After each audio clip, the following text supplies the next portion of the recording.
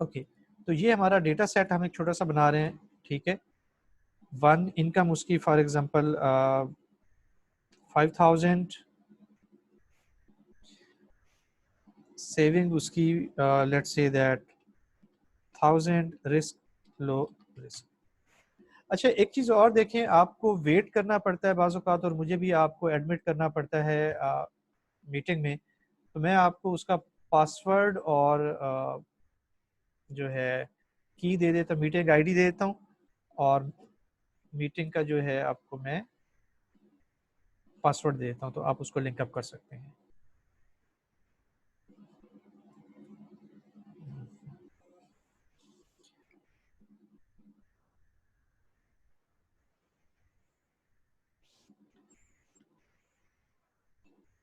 ठीक है, जस्ट आपकी इन्फॉर्मेशन के लिए भी मैंने यहाँ पे पेस्ट कर दिया है, तो आप इसको ज़रा देख लें, नोट कर लें सारे लोग।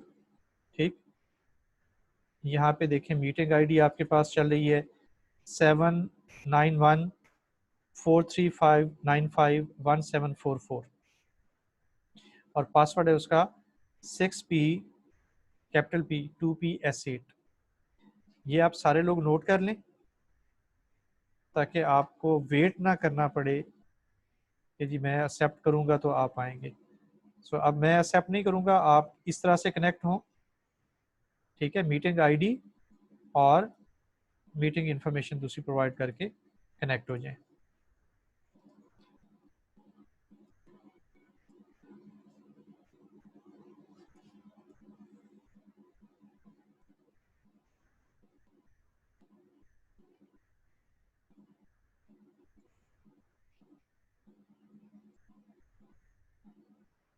चलें, ये आपके पास स्क्रीन पे मौजूद है इन्फॉर्मेशन, आप यहाँ से लेके लिंकअप हो जाएं।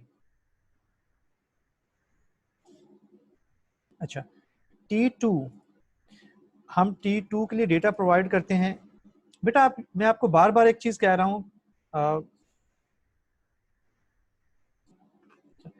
T2 जो है मेरे पास, let's say that this is 6000 और इसका 2000, हम कहते हैं इसको low risk. T3 that is 8000 और इसका 400 दैट इज हाई रिस्क। इसी तरह से हम T4 बनाते हैं इसका, दैट इज फॉर एग्जांपल 10,000 और 1000 और हाई रिस्क। तो यूं देखें, अब ये जो मेरे पास इक्वेशन बनेगी, मेरे पास नंबर ऑफ इंस्टांसेस कितने होंगे, T with move from 1 to 4।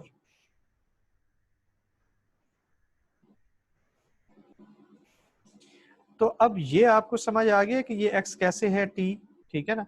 ये वाले इक्वेशन आपको बिल्कुल क्लियर हो जानी चाहिए। अगर किसी को ये इक्वेशन नहीं क्लियर तो आप क्वेश्चन कर लो, ठीक है, वरना हम आगे चलते हैं। और आउटपुट हमारे पास, लेट्स से दैट मैं 0 को कहता हूँ कि ये मेरे पास लो रिस्क है, और 1 को मैं कहता हूँ कि वो हाई रिस्क है, ठीक है। ये 1 को हाई रिस्क कह दें और 0 को आप लो रिस्क कह दें, ठीक। तो ये हमने डेटा सेट को रिप्रेजेंट कर लिया। इसमें हमें डेटा सेट रिप्रेजेंटेशन और उसकी शार्ट नोटेशन समझ आ गई। उसके बाद हम आएंगे प्रिडिक्शन के ऊपर। चूज C बराबर है 1 if probability of C is equal to 1 given x1 और x2, ठीक है। अगर आपको x1 और x2 दिए हुए हों, ठीक है, तो प्रोबेबिलिटी आपके पास क्लास 1 की, अगर तो वो 0.5 से ज्यादा आए अगर आप कैलकुलेशन परफॉर्म करें और ये प्रोबेबिलिटी निकालें, ठीक, ये दो चीजें आपको दी हुई हों, ठीक, इस केस में C1 के आने की प्रोबेबिलिटी अगर 0.5 से ज्यादा है तो हम कहेंगे हमारी क्लास C1 है। अगर हमारी जो प्रोबेबिलिटी निकलती है जवाब कैलकुलेशन का वो 0.5 या उससे कम होगा तो हम कहेंगे दिस इज हाई रिस्क, ठीक है। C1 is low risk, for example इसको हम लो रिस्क कह देते हैं, और दिस इज हाई रिस्क। आर आप इसको इस तरह भी रिप्रेजेंट कर सकते हैं उसी चीज को। Choose C is equal to 1 if probability C बराबर है 1 x1 ये बड़ी हो इससे, यानी दोनों प्रोबेबिलिटीज आप कैलकुलेट कर लें, तो जो बड़ी होगी आप उसको वही क्लास असाइन कर दें। तो हमें दो क्लासेस हैं, चूंकि तुम्हें साफ ज़रा पता है अगर इसकी प्रोबेबिलिटी पी होगी तो इसकी 1 - पी होगी। ठीक है, तो वो आप 0.5 को थ्रेशोल्ड बना लें या आप इन दोनों को आपस में कंपेयर कर लें, एक ही बात है। Is it clear? अगर क्लियर है तो बताएं, फिर हम आगे चलते हैं।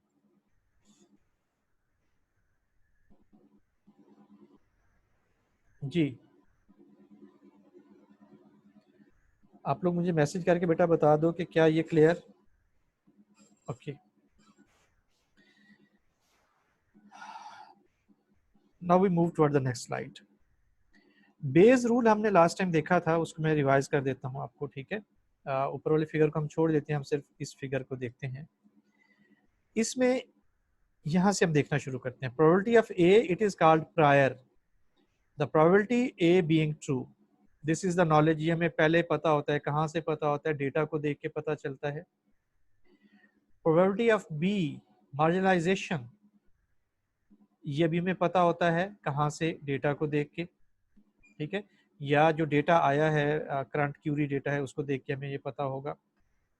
Likelihood, the probability of B being true given A is true, यानी अगर ए आपके पास ट्रू हो जाए तो फिर बी के ट्रू होने की प्रोबेबिलिटी क्या है। ठीक, इसको भी हम कैलकुलेट कर सकते हैं अपने डेटा से। तो जब हमें डेटा से ये तीन चीज़ें मिल जाएंगी, एक ये और एक ये, फिर इनको इस्तेमाल करके हम ये चीज़ निकाल लेंगे। इसको हम पोस्टीरियर कहते हैं। The probability of A being true given B is true. ठीक है, अच्छा, यहां से आपको भी सिर्फ ये देखना है कि फार्मूला क्या है। ठीक, we have likelihood, we have prior, we have marginalisation, और उससे हम निकालते हैं पोस्टीरियर। अब इसको समझने के लिए हम इस एग्जांपल को देखते हैं। एग्जांपल क्या है जी? कि जी लेट्स से दैट एक बंदा जो है उसको शक है कि मुझे कैंसर है। वो अपना टेस्ट कराने के लिए किसी लेबॉर्ट्री में चला गया और लेबॉर्ट्री ने उसको रिपोर्ट दे दी। रिपोर्ट पॉजिटिव भी हो सकती है, नहीं भी पॉजिटिव हो सकती है। प्रोबेबिलिटी ऑफ कैंसर, उसको कैंसर होने का चांस कितना है? प्रोबेबिलिटी ऑफ कितने लोगों को लेबॉर्ट्री ने पॉजिटिव करार दिया है। ठीक है, यानी लेबॉर्ट्री में अगर 50 लोग अपना टेस्ट करा के गए हैं तो हो सकता है कि लेबॉर्ट्री ने 30 को पॉजिटिव करार दिया हो 50 में से। तो प्रोबेबिलिटी क्या होगी हमारे पास? 30/50 या 3/5। ठीक है, ये भी हमें डेटा से पता चला। ठीक, और इसको जो है कैंसर होने का चांस कितना है, ये भी हम डेटा से पता चलाएंगे। आगे चल के एग्जाम्पल में हम देखते हैं। और फर्ज करो कि इसको कैंसर है बंदे को। ठीक है, तो रिपोर्ट पॉजिटिव आने का चांस क्या है? रिपोर्ट पॉजिटिव भी तो आ सकती है और नेगेटिव भी आ सकती है। ठीक है, हमारे पास 4 पॉसिबिलिटीज बनती हैं। क्या? कि एक बंदे को कैंसर हो और रिपोर्ट भी पॉजिटिव आ जाए, एक बंदे को कैंसर ना हो, ठीक है, रिपोर्ट पॉजिटिव आ जाए। गलती तो हो सकती है। एक बंदे को कैंसर है और रिपोर्ट नेगेटिव आ गई, ये भी गलती है। एक बंदे को कैंसर नहीं है और रिपोर्ट भी उसकी नेगेटिव है कि उसको कैंसर नहीं है, तो ये ठीक बात है। यानी ये जो है ये हमारा ट्रू है, ये एरर है, ये एरर है हमारे पास। ठीक है, और ये हमारा ट्रू रिजल्ट है, ये एरर नहीं है, एक्यूरेसी है। ठीक, तो दो किस्म के एरर हमारे बन सकते हैं। तो अब हम इस प्रीवियस डेटा को देख के ये बता सकते हैं, अगर हमारे पास ये फिगर्स कहीं से मौजूद हों, ये वाले डेटा से हमें पता चल जाए चीज़ें, तो कोई नया रिपोर्ट आई जिसमें कहा गया कि बंदे को कैंसर पॉजिटिव है, तो हम बता सकते हैं कि भाई उसको कैंसर होने का चांस कितना है। गलती तो हो सकती है ना, तो एक्चुअली उसको कैंसर है कि नहीं है, ये हम यहाँ से बता सकते हैं। ठीक है, ये जब हमने जिस वक्त हमने डेटा से ये चीजें निकाली तो हमने एक्चुअली ट्रेनिंग परफॉर्म कर ली, ठीक है। और जब हमने इन चीजों को इस्तेमाल करके ये नया रिजल्ट निकाला तो हमने इन्फेरेंस कर लिया, ठीक है। So we can say that this is our inference, ठीक। तो क्या ये बात आप लोगों को समझ आ गई? दिस इज ट्रेनिंग, ठीक, एंड दिस इज इन्फेरेंस। तो एक छोटा सा एल्गोरिथम हमने देखा है प्रोबेबिलिटी पे जो बेस करता है, तो वहां से हमने सीख लिया कि कैसे हमारी ट्रेनिंग और इन्फेरेंस का काम होगा। अब इस कंसेप्ट के साथ हम आगे बढ़ेंगे।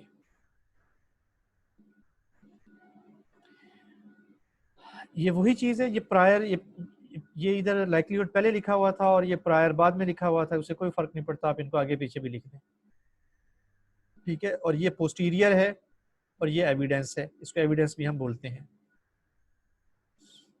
इन्फेरेंस को मैं रिपीट कर दूं, ओके, मैं फिर से कह देता हूँ। देखो ये जो चीजें हैं ना, हमने, हमारे पास डेटा सेट मौजूद है जी, फॉर एग्जांपल 500 डेटा इंस्टांसेस पड़े हुए हमारे पास, ठीक है। तो मैं कह सकता हूं कि मेरे पास जो एक्स है, ठीक है, वो टी बराबर है 1 से लेकर 500 तक, ये मेरे पास डेटा पड़ा हुआ है। और एक्स चूंकि मैंने बड़ा लिखा हुआ है तो इसका मतलब है इसमें एक या एक से ज़्यादा फीचर हो सकते हैं। उस डेटा की बेस पे मैंने ये कैलकुलेशनें परफॉर्म कर ली, ये चीज़ें मैंने निकाल लेता हूँ, ठीक है। अभी हमने एक एग्जांपल देखनी है तो उससे समझ आ जाएगा। ये तीनों चीज़ें मैंने निकाल ली। जब उस डेटा को देख के ये तीन चीज़ें मैंने निकाल ली, तो उसके बाद अगर कोई मुझे एक और डेटा दे दे, ठीक है, 501 इंस्टांस, और मुझे बताया कि जी देखो भाई रिपोर्ट आ गई इस बंदे की पॉजिटिव, बताओ इस बंदे को कैंसर है या नहीं है, तो मेरा सॉफ्टवेयर उसको बता देगा कि इसको कैंसर है या नहीं है, ठीक है, based on its previous calculations. तो ये जो ब्लू में ये जो चीज़ है मैंने इसको मार्क की है, ये स्टैटिस्टिक्स या ये चीज़ें जब हम निकालेंगे इसको हम कहेंगे ट्रेनिंग, और उसके बाद ये जो रेड में मैं मार्क कर रहा हूँ इसको हम कहेंगे इन्फेरेंस या रिजल्ट फाइंड करना या क्लासिफिकेशन या रिग्रेशन, कुछ भी। तो इज इट क्लियर नाउ? जी, अब्बास इकबाल और मोहम्मद साद ही मुझे मैसेज करके बताएं कि क्या ये बात इन्हें समझ आ गई।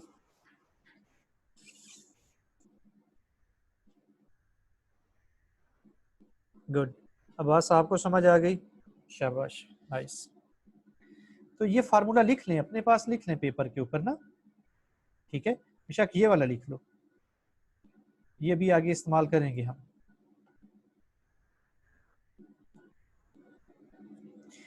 ए की जगह कुछ भी हो सकता है, बी की जगह भी कुछ हो सकता है, तो इससे फर्क नहीं पड़ेगा। अब हम यहाँ आते हैं, ठीक है, इसको देखें, ये वही पिछली स्लाइड वाला posterior is equal to prior multiply likelihood divide by evidence. तो ये वही है, ये नीचे एविडेंस है, इधर प्रायर है, इधर लाइक्लीहुड है, this is posterior. Probability that class of an instance, जो हमारे पास कोई भी आया वो 0, जमा प्रोबेबिलिटी ऑफ क्लास 1। हमारे पास दो ही पॉसिबिलिटीज थी ना, ठीक है, कि या वो बंदा लो रिस्क होगा या वो हाई रिस्क होगा। तो उस बंदे की लो रिस्क होने की प्रोबेबिलिटी और हाई रिस्क होने की प्रोबेबिलिटी, इसको मिला दें टोटल दोनों को, तो जवाब क्या आएगा?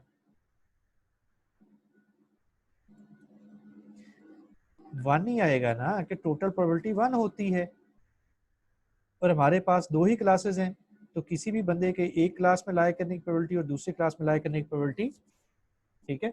मिसाल के तौर पे जैसे आप एडमिशन लेने आए थे, तो आपके पास चांस था कि आप एमसीएस मॉर्निंग में एडमिशन ले लेते या एमसीएस इवनिंग में, ठीक है।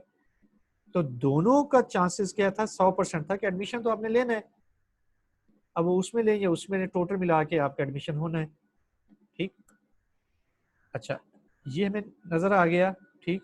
प्रोबेबिलिटी ऑफ सी, तो यहां से गौर करें, ये चीज क्या है बेसिकली, ये है प्रोबेबिलिटी ऑफ सी, दोनों क्लासेस की टोटल प्रोबेबिलिटी। उसके बाद है probability of x which is this evidence. Evidence को हम गौर से देखते हैं कि ये क्या चीज है। Probability of X is equal to probability of x given c is equal to 1 into probability of c of 1, probability of x given c into probability of c, ठीक है। अगेन ये जो x आपके पास इंस्टांस आया है, इसकी class 1 में होने की प्रोबेबिलिटी, ठीक है, that is given by this expression, और इसकी दूसरी क्लास में होने की probability that is given by this expression. तो टोटल मिला के हमारे पास इसकी प्रोबेबिलिटी निकल आएगी, प्रोबेबिलिटी ऑफ एक्स। दूसरे लफ्जों में ये जो नीचे है ये एक किस्म की कंडीशनल प्रोबेबिलिटी होगी, this is called conditional probability. और ये है हमारा लाइक्लीहुड, ठीक है। इधर भी पोस्टीरियर और लाइक्लीहुड तकरीबन एक जैसी चीजें, सिवाय इसके कि ये एक दूसरे के उलट आए हुए हैं, ये इधर आए हुए हैं और वो उधर आए हुए हैं। Probability of C is equal to 0, X आपके पास आ गया, उसकी क्लास सी में होने की प्रोबेबिलिटी, और एक्स आपके पास कोई इंस्टांस आ गया, उसकी क्लास 1 में होने की probability, that is again total 1, ठीक है। तो ये कोई मुश्किल नहीं है, यहाँ पे इन चीजों को आप गौर से देख लें। इसको दोबारा से देखें, ये क्या चीज है भाई, क्लास 0 की प्रोबेबिलिटी और क्लास 1 की प्रोबेबिलिटी, सिर्फ क्लासेस की। यहाँ पे हम इनपुट इंस्टांस को नहीं देख रहे, यहाँ पे हम इनपुट इंस्टांस को भी देख रहे हैं कि आपके पास एक इनपुट इंस्टांस आ गया, उसका क्लास 1 में होने की प्रोबेबिलिटी और उसकी क्लास 0 में होने की प्रोबेबिलिटी, ठीक। और ये क्या है, ये कंडीशनल है विद रिस्पेक्ट टू। तो इन तीन चीजों को थोड़ा सा समझ लें, तो इतना मुश्किल नहीं है, समझ आ जाएगा आपको। Is it clear? Given equation को रीअरेंज करके तो क्यों नहीं फाइंड किया, आप कर सकते हैं, पी एफ एक्स भी फाइंड कर सकते हैं, ठीक है ना। इसको रीअरेंज आप किसी भी एंगल से कर सकते हैं, there is no issue at all. लेकिन प्रॉब्लम ये है कि अगर हम इसको रीअरेंज करें, ये तो हमें पहले नहीं पता, ठीक। अब आप इसको रीअरेंज करें तो कैसे कर सकते हैं, इसको हम डेटा से तो फाइंड कर सकते हैं, इस चीज का नहीं पता तो मैं कैसे फाइंड करूं, मतलब इसको मैं लेके जाऊं इस साइड पे और इसको लेकर हम इस साइड पे, इसका तो मुझे पहले इंफॉर्मेशन नहीं, तो how can I solve it. Okay,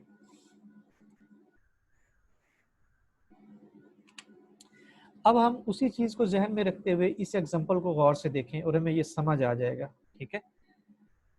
पहली चीज तो देखें, ये फार्मूला वही है, ठीक, पोस्टीरियर, प्रायर, लाइक्लीहुड, एविडेंस। तो बड़े गौर से आपने इस एग्जांपल को देखना है और पिछली सारी डिस्कशन आपको समझ आ जाएगी।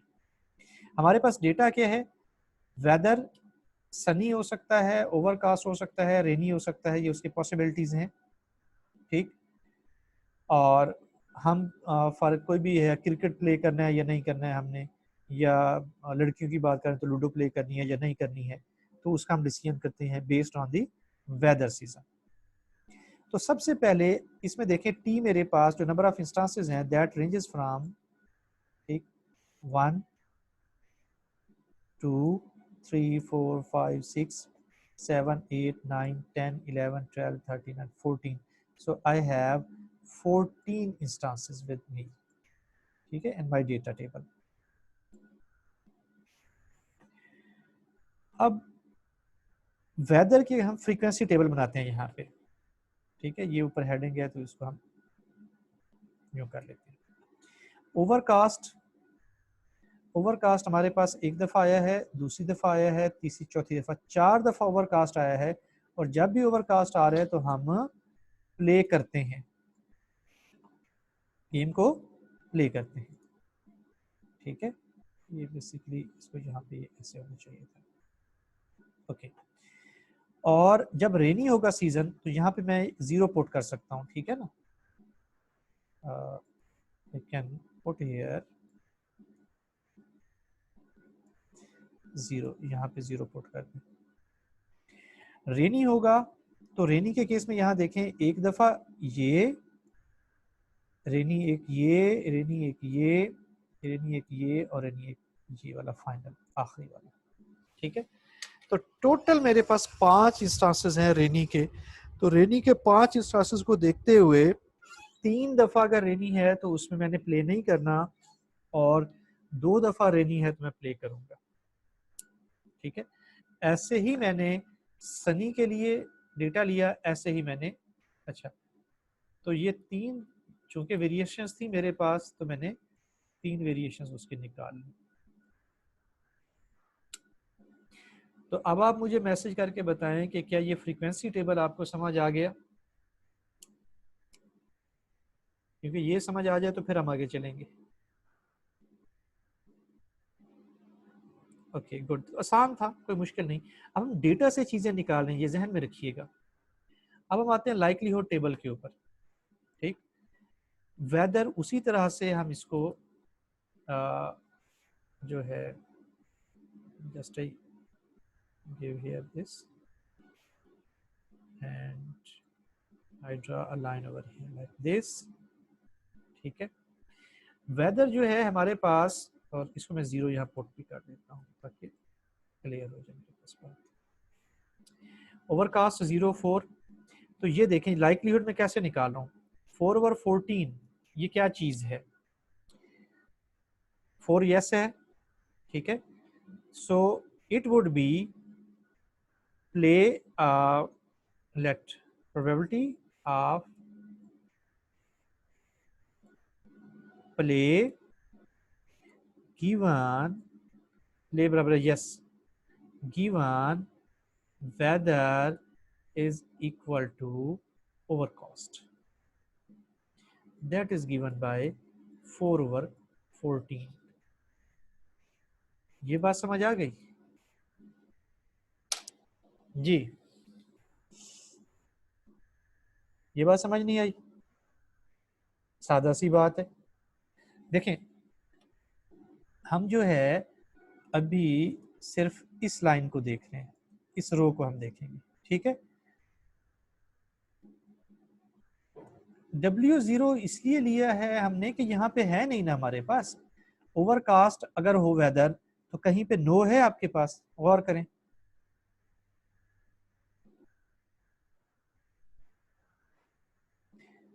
हमारे पास 14 इंस्टांसेस हैं इनपुट के। इन 14 इंस्टांसेस में ओवरकास्ट जब भी होता है हमारे पास हम गेम प्ले करते हैं। ओवरकास्ट एक ये था यस, दूसरा ओवरकास्ट ये था यस, तीसरा ओवरकास्ट ये था यस, चौथा ओवरकास्ट ये था यस। तो हमने साफ ज़ाहिर है नो के लिए तो 0 लेंगे ना, कि ओवरकास्ट हो हमारे पास, कहीं नो तो नहीं है कि हम गेम ना खेलते हो। जब भी हमारे पास वेदर ओवरकास्ट है तो हम गेम प्ले करते हैं। तो क्या ये बात अब समरा को समझ आ गई?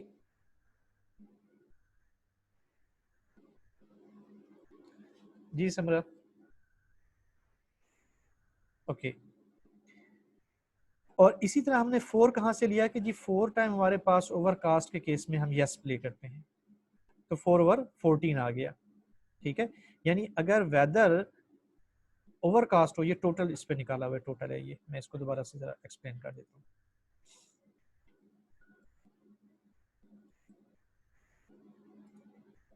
अच्छा, ये टोटल आ रहा है, ये 0 भी इसमें शामिल है बेसिकली।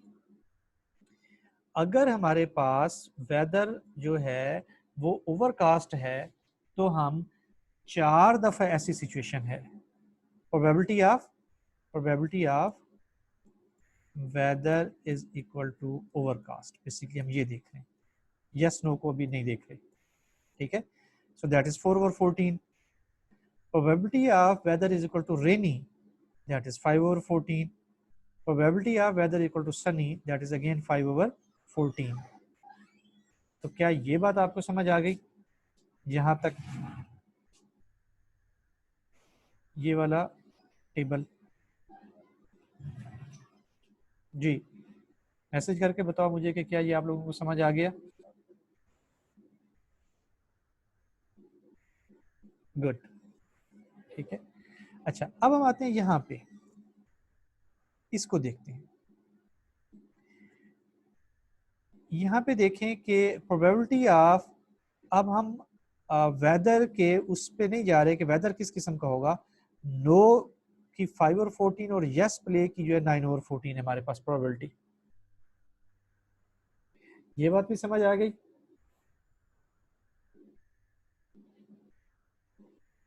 ठीक है, कि हम नो की प्रोबेबिलिटी कैसे निकाल रहे हैं और यस की प्रोबेबिलिटी कैसे निकाल रहे हैं। Is that clear?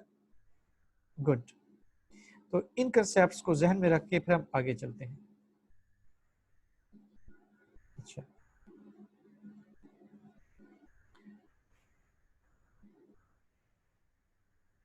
अब ये वही हमारी प्रीवियस स्लाइड है, ये वाली फिगर है जो कि हमने पिछले उसके ऊपर देखी है।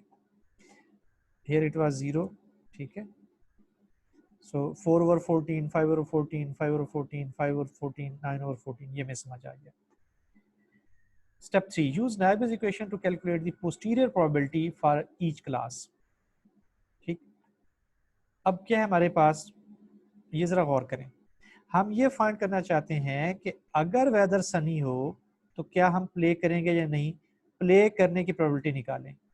वेदर सनी हो तो प्ले करने की प्रोबेबिलिटी निकालें।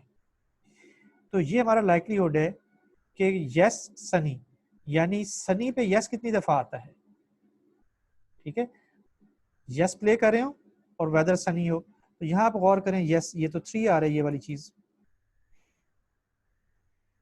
यस प्ले करें और वेदर सनी हो, ठीक है, दिस वन, सो 3।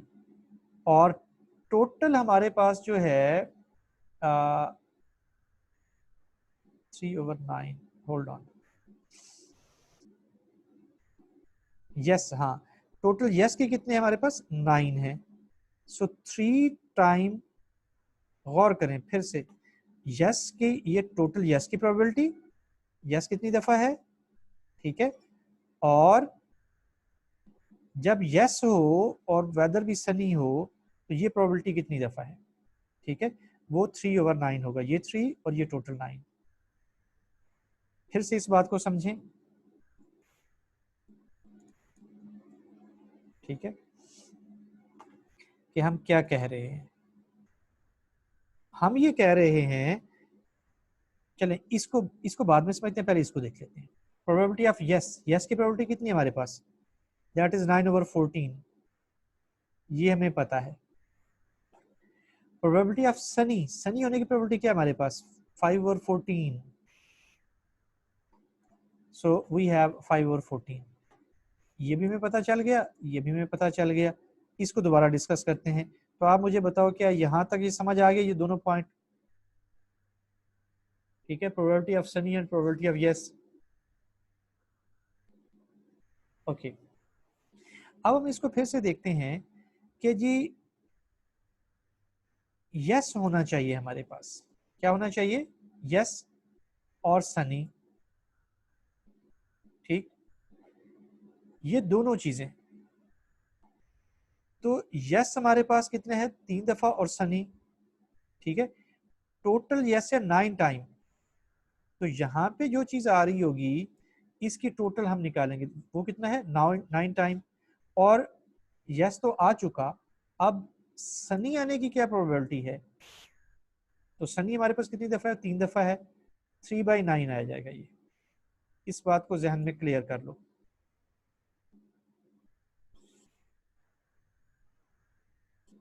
ठीक है, कि यस होना चाहिए, ठीक है। तो इसका मतलब है कि हम यहाँ पहुंच गए, जब हम यस की बात करते हैं तो हम यहाँ पे पहुंच गए।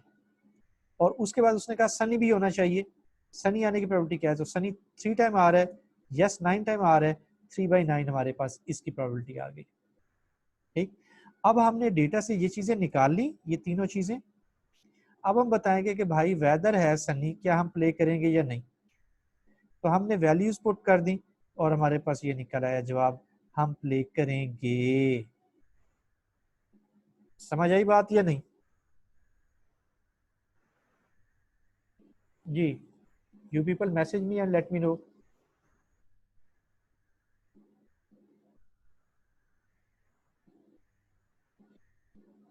ओके अब आप ये करें, आप मुझे यहाँ से ना एक और चीज़ फाइंड करके बताएं, प्रोबेबिलिटी ऑफ यस गिवन रेनी। शाबाश, ये निकालो।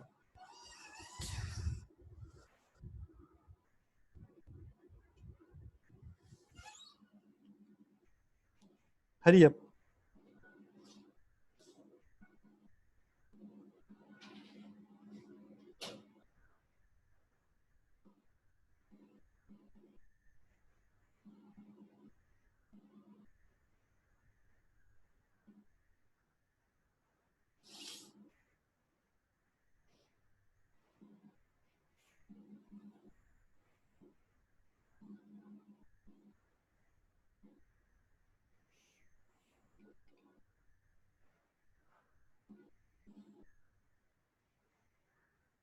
जी शाबाश, जल्दी जल्दी मुझे फाइंड करके बताओ।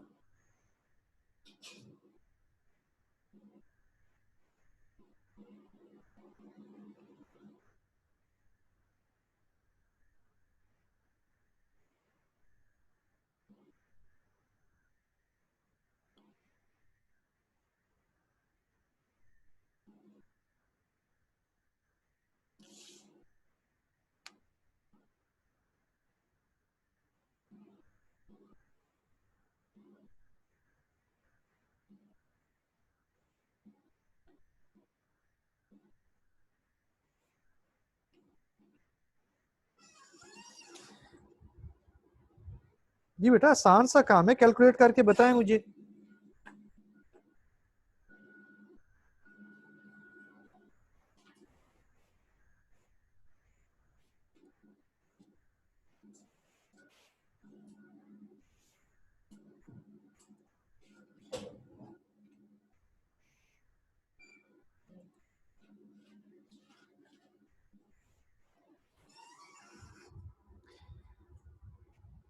जी इशरत का आ गया जवाब 0.40। बाकी भी कैलकुलेट करके बताओ। शाबाश।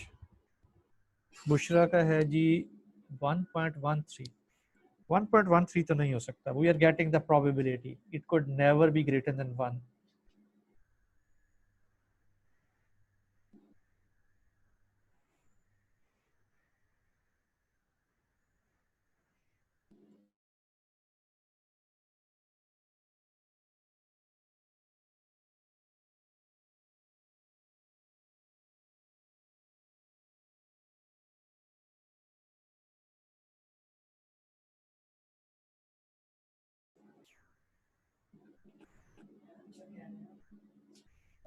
उसे कहें कि मुझे ग्रीन टी बना दे।